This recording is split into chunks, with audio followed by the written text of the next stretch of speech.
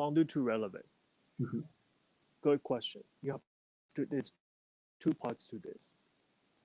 Unless you talk about Releve without plie, you're just pressing up like this, right? Without the plie Releve. If you talk about just a rise up, we're gonna talk about that first. Number one, take your time. Rise up.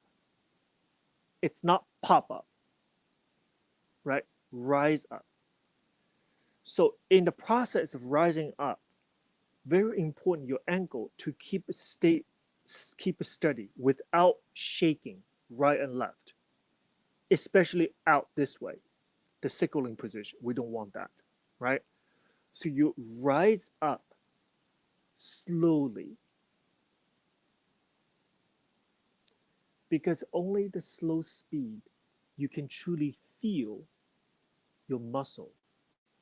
Your muscle have an opportunity to feel the engagement.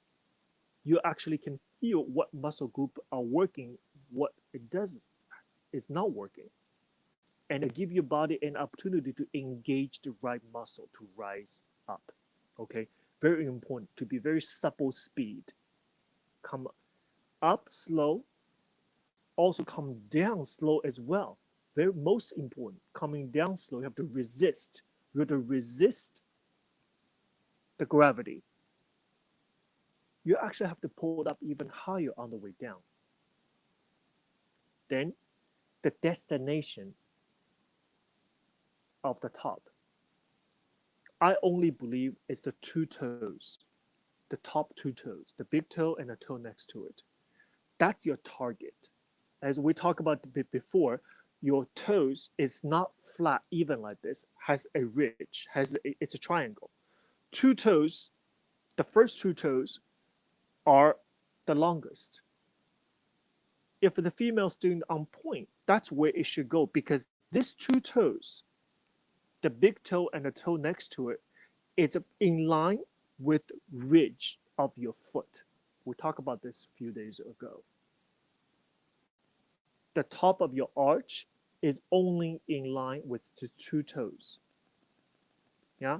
So it's very important you have everything lined up on the way up without shaking.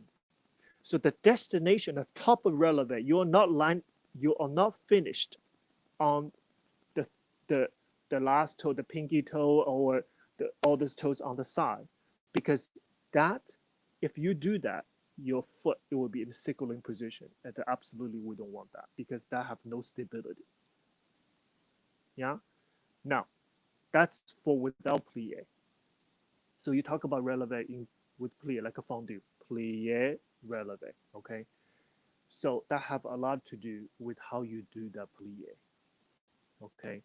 So to me, I said earlier that plie, every plie, demi plie, the knee has to be over the toes.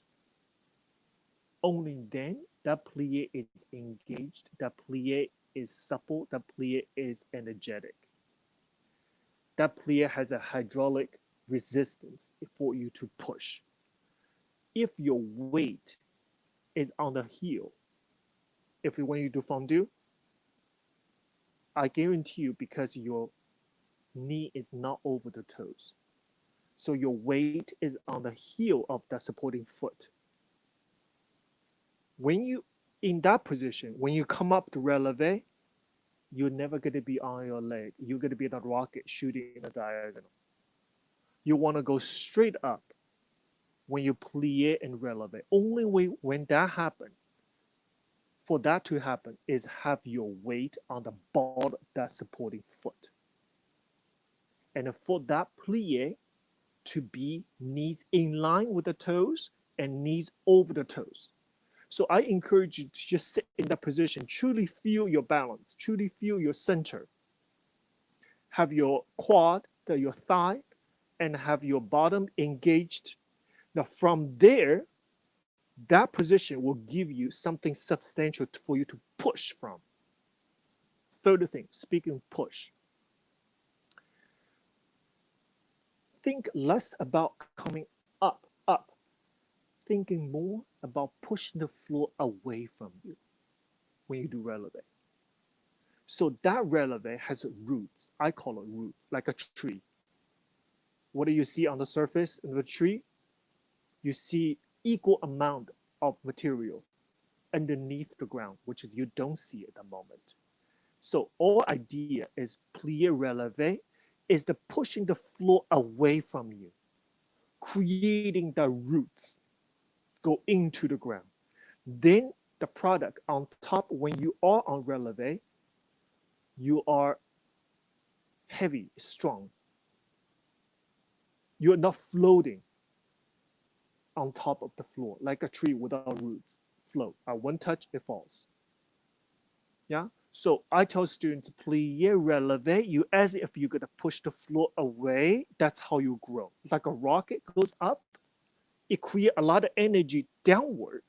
You see that? And the rocket goes up, a lot of smoke, fire away from the rocket. So that downward energy produced energy go up. So a lot of visualization that takes a while for a students to sink in.